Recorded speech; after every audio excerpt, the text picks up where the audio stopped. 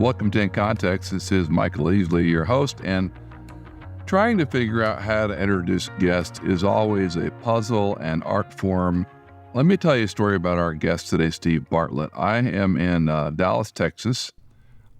I'm going to seminary, and there was a public radio station, I think it was WRR, and during the week it broadcast wonderful classical music. So this is before streaming, before all the technology. So I would have that on in a nice volume when I studied through seminary. On Wednesdays, there would be this abrupt change in programming, and they would have the Dallas City Council live. And not to be too indelicate, but it was like a verbal food fight on the air. And it was probably the best entertainment in Dallas, Texas.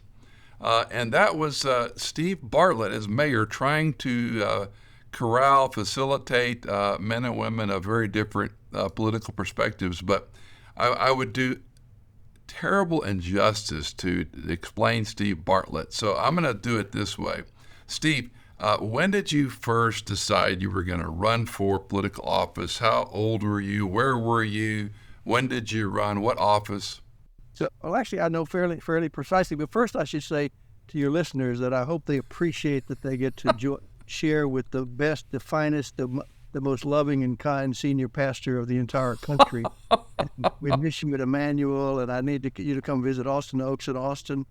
So Michael Easley is, in fact, the best of all the best, and I can confirm that from everyone who's ever heard you. You and 5 other people, but I'll take it. Thanks.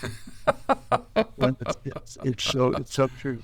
So I was actually in the 6th grade when I made a discovery. Get out. Yeah, my social, a lot of discoveries are made when you're young by a teacher, and this teacher noticed that I was social sciences. She noticed that I was interested in the news. It wasn't politics at the time, but it was the news, and the news is often a creature is a creature of politics. And so she asked me what magazines I read, and I said I was living on a farm, a little dirt farm outside of Lockhart, Texas, and we had 15 acres, and so I said, well, I'll read the Farm Journal, Boy's Life, which is the Boy Scout magazine, and Reader's Digest. And she said, well, I'll bring you every week, I'll bring you a week-old copy of Newsweek, and you can read it, just understand it's a week old. And so I started reading it cover to cover, and I made 2 discoveries. One is that all that happens in America, in the world for that matter, but America is colored by the news stories, the political systems that decide what's going to happen, whether we're going to have highways, whether we're going to have farm to market roads, whether we're going to have, what the taxes are going to be, everything. And those issues are decided by who gets elected to office, and that's a political choice. And so I said, well, I want to be one of those. When I went to the 9th grade, I made the second discovery, and that we moved to Dallas, the big city of Dallas. And I discovered that politics is decided by people who get involved. It's not a spectator sport. If you get involved, you help to decide who gets elected, and who gets elected decide what the laws are, and the laws decide whether we're going to have a good life or a bad life. And so at the 9th grade, I started a Young Republican Club and was off to the races ever since. Now, let's back up just a little bit, because I have said for years, Steve, that many Americans don't understand the role policy plays in our life. That we look at a party, maybe we vote as a block, maybe we like a particular candidate, what he or she is saying, but policy is what matter. Yeah, it is policy, and the policy is set by the people who get elected to office, and the people who get elected to office are decided by you and me and our neighbors and friends. And it's fairly easy to enter, and it's amazing how quickly you can start to actually change the outcome of political. You can't change the whole world, but you can change it kind of one vote at a time. So it's the political system is probably decided by 5% of the voters that decide to get involved, and the rest vote. And voting is good, but hosting a campaign, a neighborhood coffee for the candidates in your home, having a yard sign, going to a town hall and expressing your views, and just being knowledgeable about what are the issues and what ought to be done is what really governs. Your first race? Well, it was to be president of the Dallas County High School Young Republican Federation. Thank you very much. We had 1,200 members. I lived Wow. Yeah, 1,200. 1964, I was part of the Goldwater kids, Goldwater Revolution. I lived on the wrong side of the river, the Dallas then and now, unfortunately, not as much now, but was quite a segregated city by income and by race. And I was on the downside of that income divide by the river. But I had the largest young Republican club in the city. Why? Because I went out and asked them, signed them up. Okay, so I then got elected to the president of the Dallas County Young Republicans and was off to the races. After that, I was made state chairman a couple of years later. And after that, I came back and was the president of the Republican Men's Club, and then I ran for the city council. Interesting, the way I ran for the city council, I've been active in both city hall politics and Republican politics simultaneously. And a local councilwoman resigned to be head of the EPA. And so I got to looking around with my friends, and we decided to recruit a candidate to replace her. We had some things that we wanted to improve at City Hall. And so I went to several candidates and asked them to run for office, and they looked at me like I had three heads. One guy told me he couldn't run for the Dallas City Council because he had promised one of his family members to take her to Europe for the summer or something like that. And I said, well, how just unpatriotic.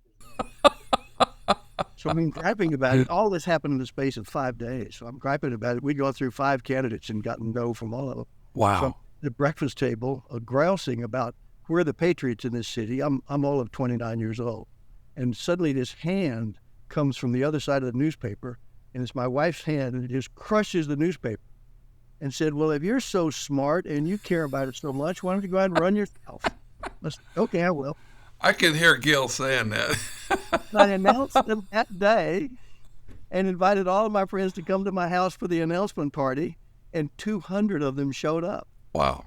She didn't learn about it until 4 o'clock that afternoon. No, that's perfect. That's perfect. Anyway, so I ran for the city council, was widely told that I didn't have a chance, but I won with a runoff. And, it's you got to present the issues, hold yourself out well, hold yourself out. I was always nice, still am.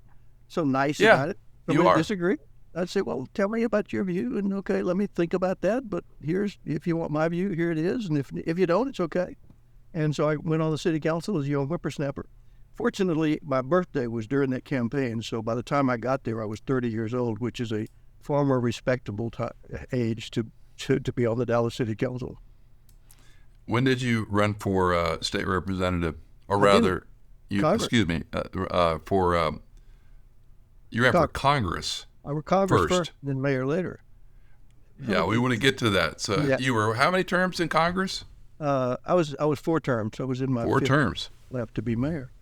So it was after I discovered that many of the issues that we would try to resolve around the Dallas City Council chambers, not all of them, but many of them, they were colored by what was happening nationally, by the national politics. And so I said, okay, I want part of that. By this time, Ronald Reagan had gotten elected president, so I was part of his revolution.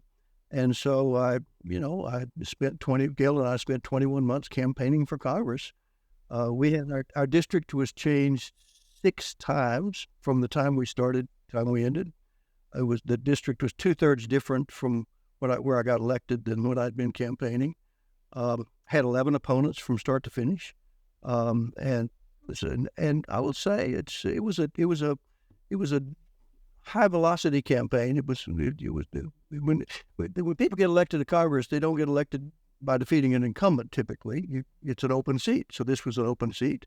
And it was a high velocity, but I will say, I can't say this about my opponents, but I never once said an unkind word about any of my opponents, either publicly or privately. I can't say the same about Gail, by the way. I don't vouch for that.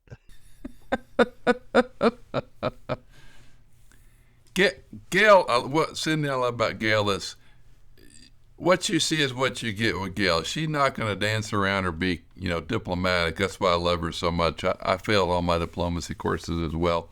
At what point during your time as a U.S. congressman do you say, I want to go back and be mayor? Because this seems like a reverse way most people might think about political office.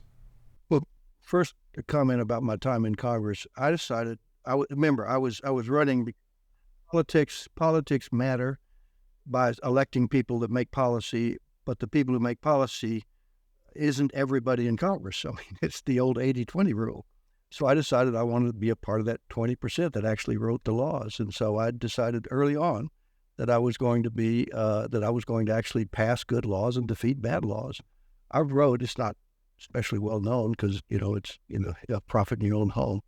I wrote and passed into law 18 different pieces of legislation that changed lives. The Americans with Disabilities Act, plus about 5 other disability inclusion laws. The FHA mortgage law that freed that up so that people could get a mortgage.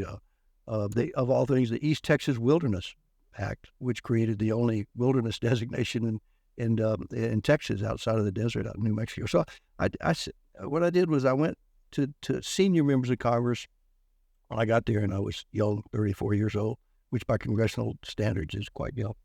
And I said, if you were in my shoes, what would you do? And about half of them says, just get your newsletters out and have your town halls and get reelected and wait until you have seniority like me, and then you can do something. The other half, though, said, you can do anything you want to, just set out to do it. So the rules that they told me I followed was that get there early and stay late, know more about the subject than anyone else, follow the rules, including the rules, and this was important, of civility and courtesy, and never give up. And as a result, I was able to actually change lives, if you will, through Congress. So, To take a little sidebar, that civility and campaigning without being negative seems to be pretty much gone. Am I wrong? You're right, unfortunately, and it's one of the things I get involved in now. We've talked about no labels. Somehow our system has just kind of gotten broken, and it's got up to the American people to get it back. And one of the ways it's broken is the sense that, hooray for me and heck with you. So therefore you're evil, and my job is to destroy you. And that happens on both sides. But when I was there, that isn't what happened typically. We would, you figure things out on how to improve, on how to prove some part of American life and do it. Now it's more one party decides in their caucus what to do, and then they have a big vote, and it's not very good. Little known fact, people don't appreciate the Obamacare. Much of what is wrong with Obamacare, Affordable Health Care Act, or whatever it's called, Obamacare, was because it didn't go through the process. There was a change of majority in the Senate at the time, and so the result is two things. One is the Republicans checked out, bless their hearts. They just decided not to participate, and so that left all of the negotiations had to happen only within the Democratic Party, and then there was never a proper conference committee, so the House and the Senate would get together and correct the mistakes that were well known in the bill, and so those mistakes became law. So that's when I was in Congress. That's not the way it worked. You'd have a conference committee. I was on conference committees. I was on one that lasted for 6 weeks. We started, members of Congress themselves. We started at 4:00 every afternoon and would work until 2 or 3 in the morning to iron out the differences. Now that was an exception, but you're always ironing out the differences because that's the only way you can pass a law. Because you find solutions. You hear what the other person's saying, and then you say, okay, I can accommodate part of that, but here's what I think is right also. So that's what's the civility is missing, but also the sense of James Madison's balance of powers of considering all views. Well, we're going to talk about no labels, but before we get there, I was thinking of your comment about civility and working through committees and conferences. Tip O'Neill and Reagan had a very interesting relationship. And that's one that seems to be lost on our current context.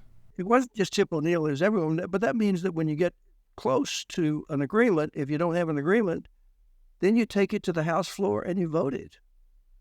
I mean, the first amendment that I passed that actually became law I was about three months old. I was in a floor fight for 8 hours. I controlled the time in the floor, and we had an old-fashioned debate about the merits of it. And I won, much to the surprise of the Democrats who were in the majority at the time. And they were so mad about it, but they used a parliamentary procedure to call it back up and revote it because they just couldn't believe that I had won. And so I saw it coming, and I had lost, I think, like 5 members of the Republican Party that voted against my amendment. And I knew that the Democrats would be able to twist enough arms to change at least 5. And so I went to those 5 and said, look, I know you don't agree with me, but if they change theirs, wouldn't you throw me a break and change yours? And they'd say, sure. And so anyway, it was a ferocious battle. But it was a battle based on civility. I remember in that battle, actually, there was a congressman from Massachusetts named Eddie Boland. And Eddie Boland was an icon of the Congress. He was far more admired than Tip O'Neill. He'd been there for 20 years. And he was it was a really clash of philosophies on the floor. At the end of the debate, after I had won, he walked over to Democrat. He walked over from the Democratic side to my microphone, held out his hand, shook it, and said, Mr. Bartlett, you hold yourself out well. Congratulations. And that was it. Anyway. So yeah, more than civility, it was civility with the purpose of changing public policy. Let's talk a little bit about your time as mayor, because again, it's a little unusual, correct, to leave as a member of Congress and go back to any city and run for mayor. Yeah. So what caused it is, and I hope none of your viewers, except for you, may know this. Dallas had gone through really hard times in the late 80s, early 90s. Dallas missed the civil rights movement. The city fathers would accommodate just enough to make sure that things were not difficult, but not actually share, power or economy or desegregate or anything like that. And then it all fell apart when the real estate market crashed. So a couple of examples. And Dallas was not well governed. When I came in as mayor, and this is why I ran, which is your question, is Dallas was a mess. We had the month I got elected, we went back and checked it. Dallas had an increase in violent crime every single month for 20 years in every category: murder, rape, robbery, and aggravated assault, every single month. And the Dallas bureaucracy was fine with that. They said, well, nothing we can do about that. That's just crime, right? Well, we turned it around with a lot of help, turned it around in 5 months and began to decrease crime in all 4 categories every month, beginning in 5 months and every month thereafter while I was mayor and a little bit beyond. Jobs. Dallas had lost 100,000 jobs in downtown Dallas alone in 10 years. And not had a single new employer move to downtown in 10 years. So and then of course the city council, as was kind of at war with itself. I remember I went to the last council meeting before I came as mayor, just watched it from the balcony to see what it looked like. One of the council members got so angry that he stood up and picked up he was sitting on a big metal stool and threw it at the rest of the council. So when I said, oh boy, I got a problem. The first thing I did was I told the city manager to get rid of that stool because I didn't want to get hit by a big steel and have him sit in a chair. And then I immediately elected him as mayor pro tem. And he's sitting there next to me and he leans over and whispers after the election. He says, Mayor, he said, you know who I am, right? I said, yeah, hell, I know who you are. He said, and you know what I do? I said, yes, I do. He said, well, why'd you make me mayor pro tem? I said, you don't have as far to throw a chair. He laughed. You didn't throw any more chairs. Well, it was something, and I won't name names, but there were some characters on that thing that I think they just lived for the microphone and yelling and screaming. So we got a lot done, and we changed. Well, you always kept her cool as we lived in the Dallas-Fort Worth area for 13 years, and I was always impressed. I didn't know you at the time, and I thought, man, that guy does not lose his temper. He doesn't yell. He doesn't scream back, because some of those folks were pretty unhinged. And so, anyway, God bless them. God bless them. I just thought of it as they're just expressing their First Amendment rights. Which is not okay anymore, but we'll get to that maybe. Let's talk about this no labels thing. I saw this a few months back, and I went, okay, H. Ross Perot, here we go again. Yeah. So, first of all, define no labels for folks that maybe haven't heard about it. And then why is Steve Bartlett into it, supporting it, interested in it, behind it?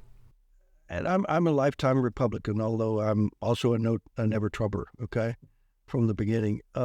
My view is that we have reached an impasse in our country, again, with the culture wars of red team versus blue team, of which everybody on my team is perfect and everybody in your team is evil, and we got to destroy you. And it goes back and forth.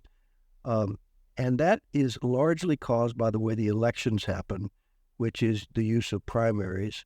And primaries have become that cauldron of minority rule. So 30% at most of the voters altogether controls 70% of the primary in both the Democratic and the Republican primary.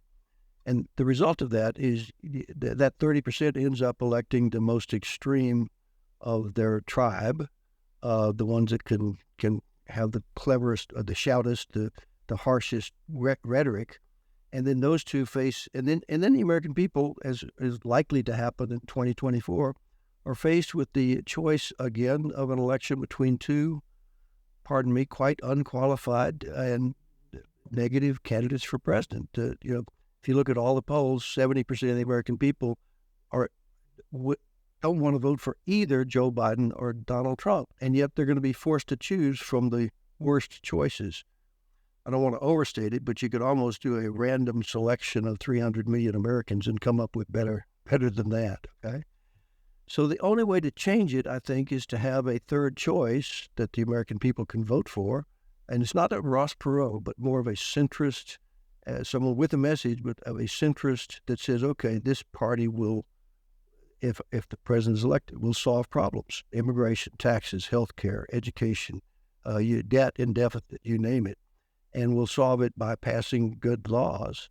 And the way you do it is no labels will nominate, assuming that Trump and Biden are still the nominees, will nominate a third choice. And then here's how the math works. Let me stop you for 1 second. You mentioned earlier a number of 5% basically decide the election. I've often said 3, because typically, correct me if I'm wrong, Democrats vote in a unilateral block, Republicans may or may not, and this whole independent, undecided voter thing is what we hear about over and over and over again. You mentioned 80-20. That's being healthy, right? It's 90-10 sometimes. So if that's the case, as a person who loves the country and cares about my children and grandchildren and all the things you mentioned, healthcare and the economy and civility and immigration and inflation, we can go on all day. I look at the slate and I go, they're going to vote as a block. They're going to vote as a block. Let's just say all things being perfect and equal, this 3 to 5% votes for a new thing. How will they get anything done, Steve? Yeah, well, it's the 3 to 5% that are active, but the voters then is right now it's about 40% in the middle of the voters are independent, and then 30% Republican and 30% Democrat. That's kind of roughly the way it works out. Well, if you have all the Republicans vote Republican, all the Democrats vote Democrat, that leaves 40%. Well, how do you win a presidential election? You don't win it with the popular vote. You win it by the majority of the electoral vote. Now, here's the big rule, the big thing in the Constitution, and that is the 40%, even 38% of the vote in any state wins 100% of the electors. So if 38% of Texans or Tennesseans vote for the third party, the no labels candidate, that candidate gets 100% of the electoral votes. Okay, let me stop you, because a lot of people, and we saw this in the last 2 elections, they want to abolish the electoral college. And I remember years ago learning electoral college is brilliant. It's brilliant, because apart from electoral college as a safety valve, it would simply be New York, LA, Dallas, Fort Worth. I mean, you can tell me Atlanta, these high population cities would be basically a majority vote would elect a candidate. So help folks understand, Steve, why is this electoral college so key to a fair election? Because the electoral college creates if we start to nominate other than just the two parties, the electoral puts a little leavening on it and broadens it out. So our founding fathers were afraid of king mob, they called it. And so if you have a pure, a pure popular election, well, then the mob rules, and if the mob gets 51%, they win. In this case, if you have three candidates on the ballot in Tennessee or in Texas, and one of them gets 38%, the other two get 30%, well, that 38% wins. It also forces the candidates to kind of move towards the middle. So that's and then the electors then they cast a vote for who won, leaning a plurality in their state. So it creates a leveling effect that sort of forces candidates to the middle. It also allows you to choose a better candidate. Of all of the candidates that you could think of in the country as a whole that are mentioned as for Congress, whether it's even Gavin Newsom, I mean, or on the Democratic side, or they would, or Chris Christie or Nikki Haley, they'd make far better presidents than Joe Biden or Donald Trump. And then if you expand it out to the Joe Manchins of the world and the Larry Hogans of the world and the Chris Sununas of the world, who are more independent, then you get a far superior president and somebody who can govern. So it has worked one time, and that is in 1860. We forget. Abraham Lincoln was elected with this plurality system. There were four candidates on the ballot, and he won a plurality in the electoral votes. It's hard for, we don't know our history, and this has been one of the frustrations I've had after leaving Nova, D.C., where other places we've lived. People have no understanding of history. It's only the here and now. And unfortunately, whether it's whatever news outlet people consume, it's clickbait, it's pop culture, politics. That's why I talked about policy, because I've always been a policy wonk. Who's going to write a policy? Who has a chance of getting policy passed? Because theoretically then, that's where laws are made, legislation is enacted. But let me fast forward a bit. Well, let me stay with the no labels. Help a person understand. I heard exactly what you said, but they go, I've always been a Democrat. I've always been a Republican. And then I want to ask you the question about what Christians unilaterally, well, they tended to be pro-family, pro-life. That's changed now. They seem to be social justice. They seem to be, I don't know. Maybe there's some sustainability people in there, but it's a different animal, Steve. So on the politics of it, it's a new era. Social media has changed everything. So you communicate for the first time in American history. You can communicate instantaneously with everybody in America, and so that allows more of a conversation to happen. Now, right now, social media is being used against us by people tune in to what they want to hear, and they only get messages that they want to hear. But that's starting to break through, and if No Labels nominates a candidate that then talks with us with social media, then the American people will start to say, well, that's a good idea. Maybe we should solve the immigration problem. Maybe we should solve the deficit problem. Maybe we should have a national conversation about what to do about climate change, as opposed to this shouting of, am to or not, am to or not. So I think No Labels helps to open up the conversation, but it also results in a better candidate being president in an election, because you get more of a centrist. And with No Labels, the centrist would govern from the middle. That is to say, the most common name is usually Joe Manchin that's discussed, who's right in the middle, but there are several others. But he would have as a vice president somebody from the other party, and would govern from here are the 6 big issues. How can we solve them? And let's solve them. Let's pass a law, immigration or taxes or whatever it is, to actually resolve the problems. And that's the way it's supposed to work. That was what James Madison and the Founding Fathers had in mind. But when you have showwomen who commandeer all the media message, you mentioned social media, Cindy and I have talked endlessly about the truncation of information is as dangerous as the spread of information. Because sure, as you said, you can communicate globally very quickly, but it's a short message and there's no context, there's no understanding of the historical setting of that. And it almost feels like we're giving people candy as opposed to a healthy meal when it comes to what we're telling them about policy and politicians. And it's a sugar high, and as with sugar, it gets people's emotions all up, and so then people are thinking with their emotions and their anger, and the social media then reflects that, but it also fuels it. So the American people have their job to do too, which is to start to listen to other views.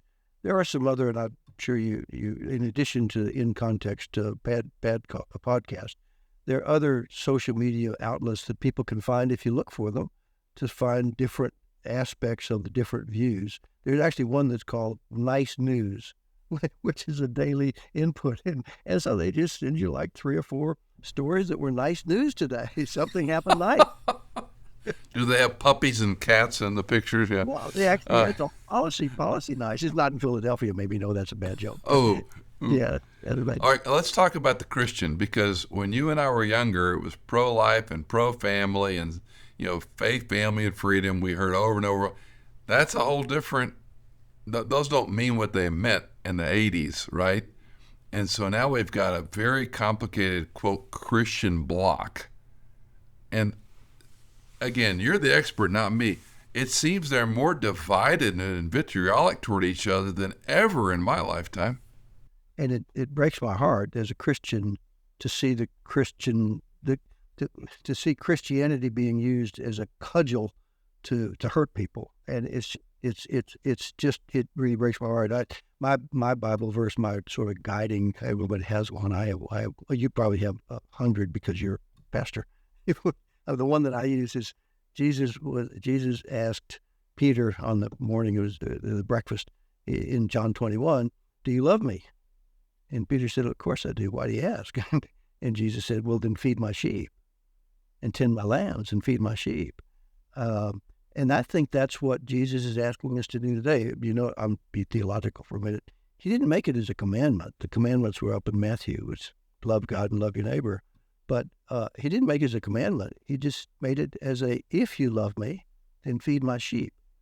And I think that's what Christians are called upon to do. If we love him, we should feed his sheep. One way to feed his sheep is to change laws so that young families can adopt an orphan, a foster child, getting rid of the red tape and support that child and grow that child up into a good young adult. Okay? Well, there are laws that stand in the way of that.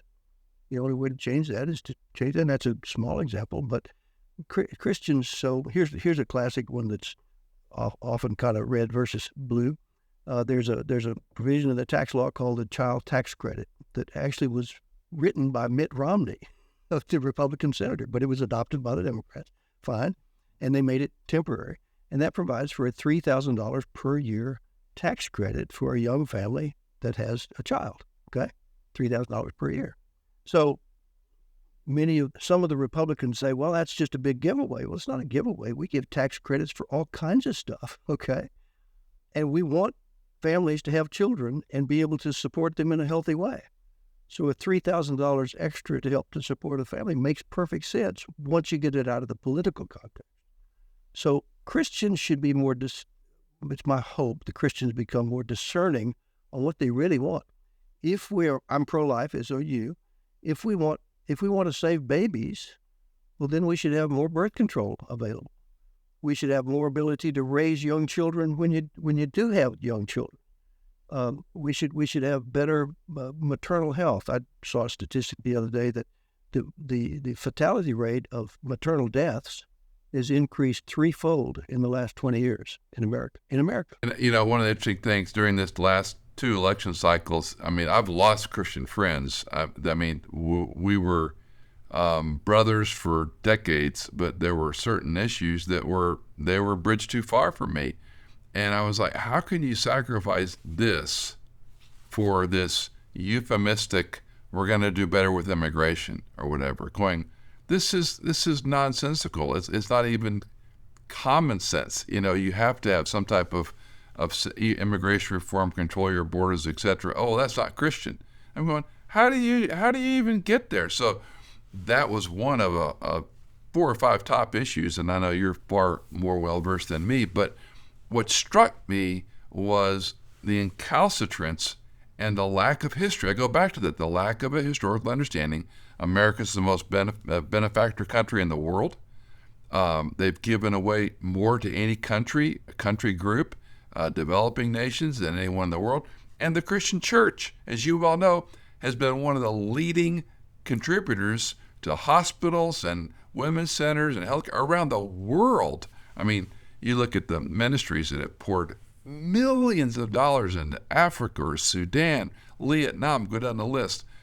But they kind of lose their mind when the election cycle comes up and go, well, social justice is more important than pro-life. We've lost the pro-life issue. And I'm like, these are incongruous issues, but you know, I'm prattling again, but this is where I traffic, Steve, and you can't have a civil conversation. Let's line these issues up one at a time, because it is so emotional. And the other piece is we all know somebody who. And then you go, well, if you're pro-life, then you should be anti-capital punishment. And I go, these are eggs and sausages. They're not even the same universe. But that's where this. If you're pro-life, as you and I are, you should want to save babies. I mean, it would seem.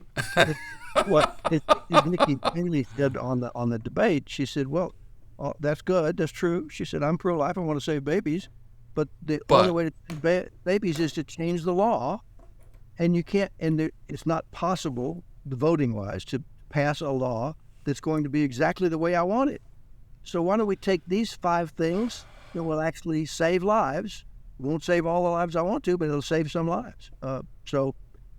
I will say, I know other people have told me that they've lost friends over the political arguments and such. I haven't. You're a better man than me, so yeah. Very outspoken, but I'm able to come out and say, well, what do you think about that?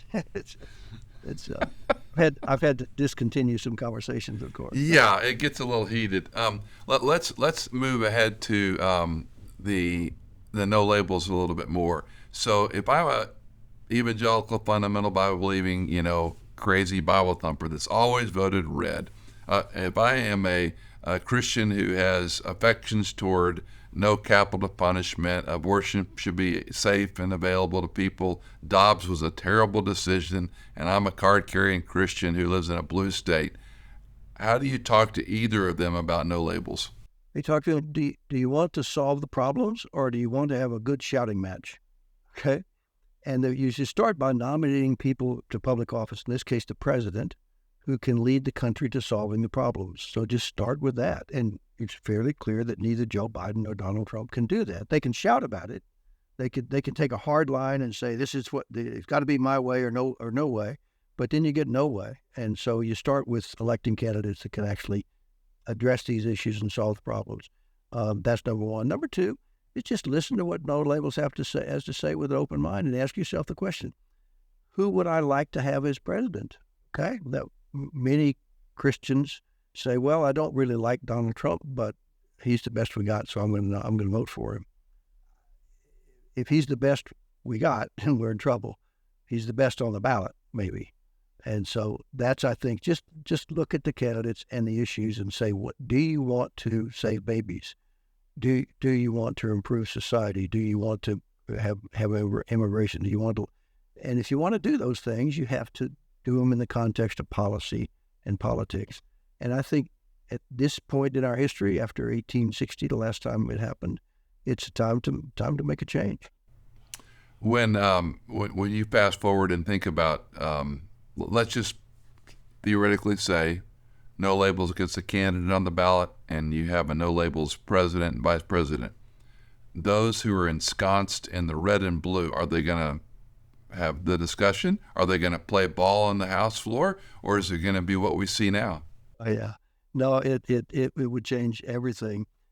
If for no other reason, for self-interest. Okay, members of Congress, first of all, they want to get reelected, but secondly, they also want to. They each have interest in bills that they want to pass. And so a President Manchin or President Hogan will say, okay, everybody stay as a Republican and Democrat. But anybody who this happened, by the way, in France with Macron. He said, anybody who wants to be part of my team, you can stay in Republican or Democrat. But all you got to do is raise your hand and say, I'll be with the Biden team or with the no labels team. Okay. And then you'll get invited to the White House, and we'll work on the bills together. And when we get, there's a group in Congress now of 60, I think, members of the House who called the no labels caucus, the problem solvers caucus, they tell themselves. And we'll write legislation and bring it to the House floor. And if you're for it, you vote for it. If you're against it, you vote against it. And that will work. So you use the process itself and the self-interest of people who want to accomplish something, and then you bring it to the House floor. But it takes a leader. You can't have the president pulling the country apart and expect the Congress to pull the country together. Well, and what we're seeing now is, red team, blue team. Let's just say it turned to a Trump presidency. It's just going to be the same vitriol and fighting for the next 4 years, and they don't get much done. Let me change the subject and ask the question, and I'll just say it this way. I don't trust the ballot box anymore. I don't trust the nature of voting, and I don't know that I'm going to incriminate blue or red, but there are irregularities. They've been going on forever, but it seems almost like it's baked before we begin. So then you have a large part of the population, which I guess doesn't affect electoral. They're going to fold their arms and say, it doesn't matter if I vote anyway, they don't count my vote, right?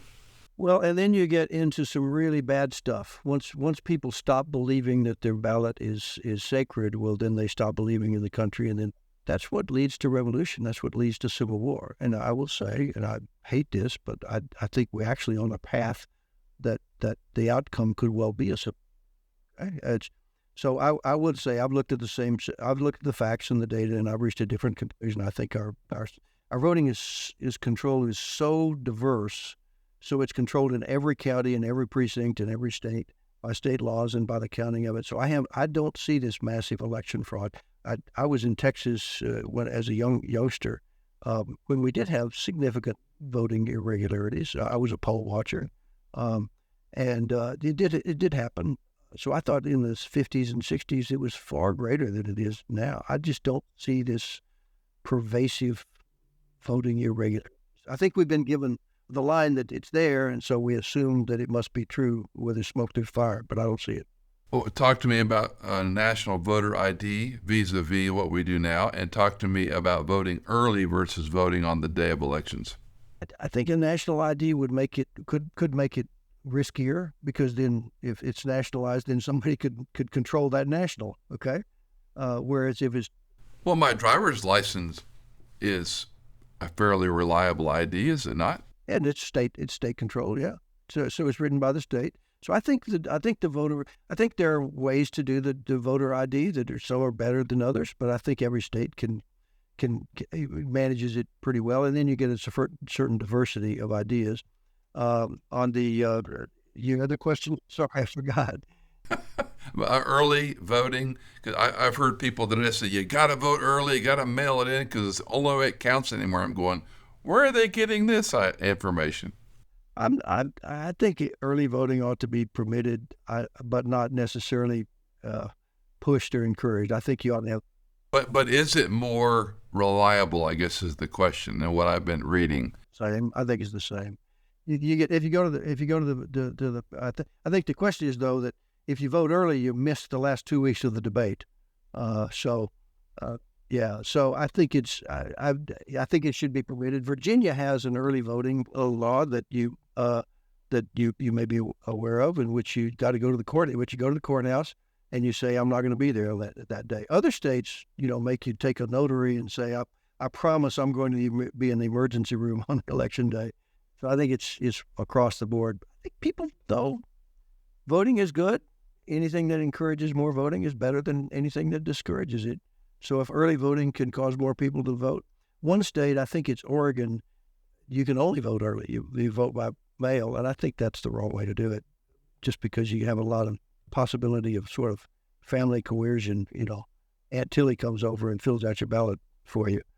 Well, and we saw the photographs of these ballots that were obviously fake and fraudulent, and they're being dumped in a ballot box. And that's where I go back to what's the percentage of voter irregularity compared to, okay, let's just say it's across the board bell curve.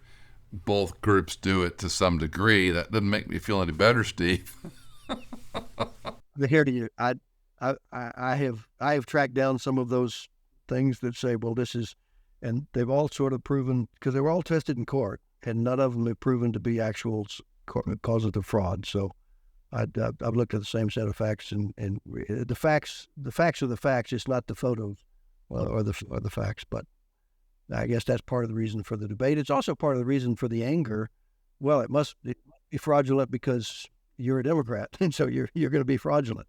Well, and that's always the pushback with the IDs, is you're going to discriminate against a certain sector of the population. And I'm like, well, if you travel, rent a car, have a bank account, you get SNAP, anything, you got to show an ID. I think a voter ID, photo ID is the right thing to do. You got to make it easy to get the ID, because some people don't. Well, 100%. But if $5 fee the state absorbs per person that doesn't have it, what are you talking about? Percentage of population? Single percentage? I was a poll watcher in Texas back, especially in South Texas, back when we had real corruption. We had some in Dallas County also, but most of it has been pushed out. But we did have some real corruption. We had an election judge who went to jail for fraudulently voting 70 ballots. Almost the Duke of Duval, box 13. She voted them in alphabetical order. Very smart. And that was in 1978, okay? But she was caught. I mean, so they went back and looked at the vote, and she went to jail. So I was a poll watcher 3 times in my life. And I remember the first time I was a poll watcher as a Republican for a Spanish-speaking precinct where most of the people in the precinct spoke Spanish.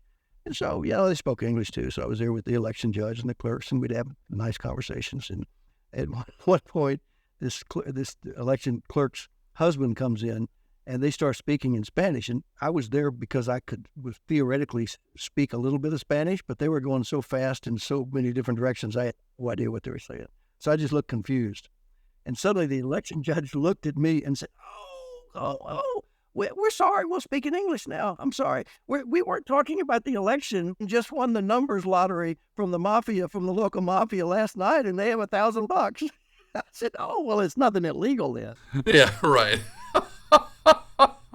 A different issue that's illegal, right? Oh, goodness. But my experience has always been that local election judges, there are some exceptions, but by and large, they are really there as public servants, and they try to get it right. Okay, let's land this plane. Give the believer in Christ, give the American Christian some hope, Steve. Well, the hope is in your own heart and your own actions. So if you want change, you have to decide the change that you want. There's a phrase somewhere that be the agent of your own change, and then set out to start with. It was St. Thomas has said, if you want to do good for all, start with whoever's closest to you and work out from there, and then further and further and further. So start with whoever's closest to you. Think about what you want to accomplish, and then work out from there. And if we are able to have a political system that nominates and elects people to office, especially president, that are much more sensitive to the total body politic, that will listen to the other side, I think the country will do well. But as I said earlier, I think there's a risk that we won't, and I'm an optimist, but I think there's a risk here. It is not without risk. But it does take a Christian heart to listen to our fellow citizens and see what they think. Honorable Steve Bartlett, we have information about him, as always, in the show notes. An article he wrote called The Purpose of Power. It's a few years old, but I would encourage you to take a look at it. And also, we'll have a couple of links to No Labels, because you may have seen that bouncing around a little bit. So we'll let Steve give us some links that he likes, so you can learn about what No Labels is and is not. It's great to see your face. It's great to talk to you always. I always learn from you, and give your wonderful wife, Gail, a big hug from Cindy and Michael, would you? Cindy, and also, and to the world's greatest pastor.